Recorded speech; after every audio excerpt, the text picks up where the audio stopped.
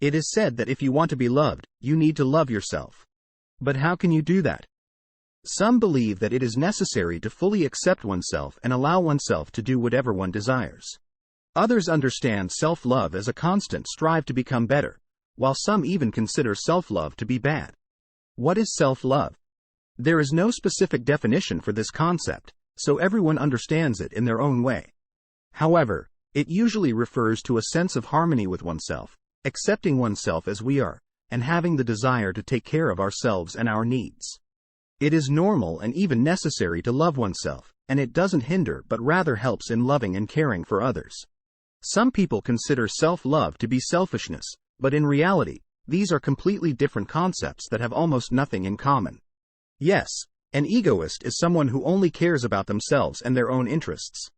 They are completely indifferent to those around them and consider themselves the center not only of their own life but of the entire world.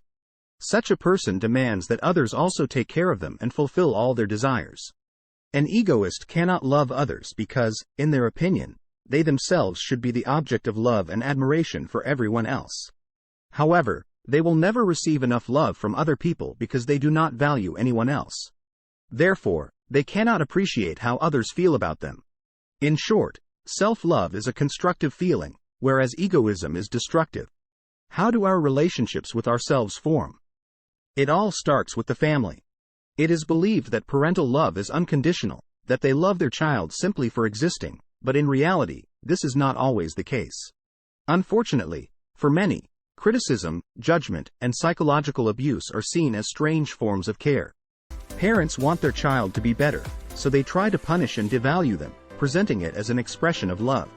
The main task of parents is to protect their child, and often it overshadows all other tasks for which they simply lack the strength.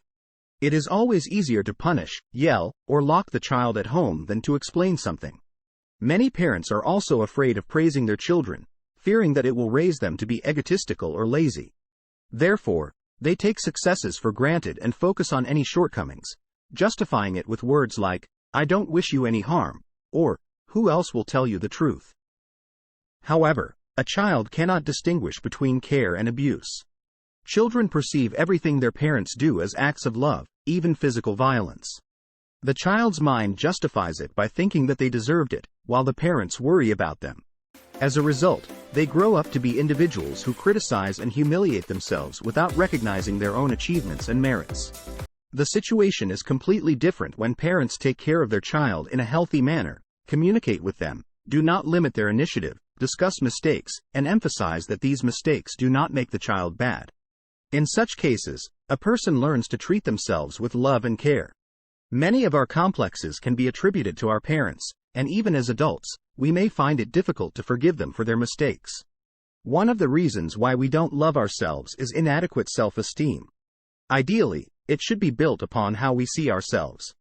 A person with adequate self-esteem understands their strengths and weaknesses and possesses a good level of self-analysis. Self-esteem also forms the basis of self-love. When a person knows and accepts themselves well, they can love themselves for who they are. Inadequate self-esteem, on the other hand, is characterized by a person evaluating themselves based on the opinions of others. In this case, self-esteem can be inflated, but the key point is that it will be unstable and can be shaken by anyone's opinion. However, even if everyone around loves a person with unhealthy self-esteem, they still won't be able to truly love themselves because they don't even know themselves.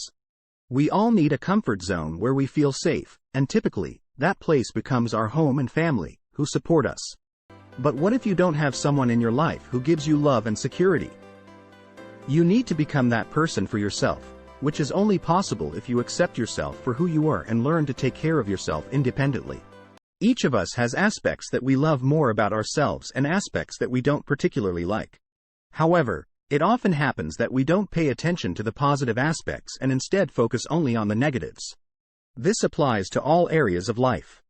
How can we deal with this? To begin with, write down all your significant traits on paper, dividing the page into 2 columns, likes and dislikes. Then, for each of these traits, write down what they bring into your life. For example, perseverance helps you work without getting distracted by trivialities, and even laziness can be useful as it allows you to fully relax without forcing yourself to be productive all the time. Another similar approach is to make a list of your achievements.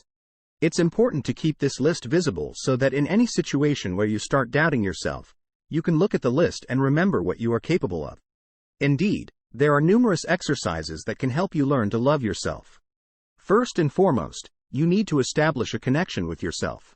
Write yourself a letter and express gratitude for your diligence, efforts, and the things you have achieved to live the way you currently do. In the letter, share why you love yourself, even the seemingly ordinary things. The key here is not to rush and pour out everything you feel towards yourself with gratitude rather than hatred. You will see how much you do to achieve your goals, and as a result, you will stop devaluing yourself and develop self-love. Another exercise that can help you treat yourself more gently is to imagine yourself in the place of a close person. Think about what you would say to them if they experienced failure in something. Most likely, you would offer support and understanding towards their situation. So why treat yourself differently? Remember that you are also a human being who can get tired and burnt out.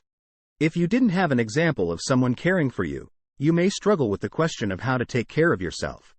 Firstly, it's important to listen to yourself and understand your desires. What do you truly want right now? Once you answer this question, it's crucial to fulfill your own desires. Think about how you would care for a loved one. Perhaps you would show care through gifts. You can also treat yourself by buying something you have wanted for a long time, giving yourself flowers, or enjoying a delicious dinner at a restaurant. Everyone has their own interests, whether it's literature, sports, or drawing. Show attention to yourself and start developing in the areas that have fascinated you for a long time.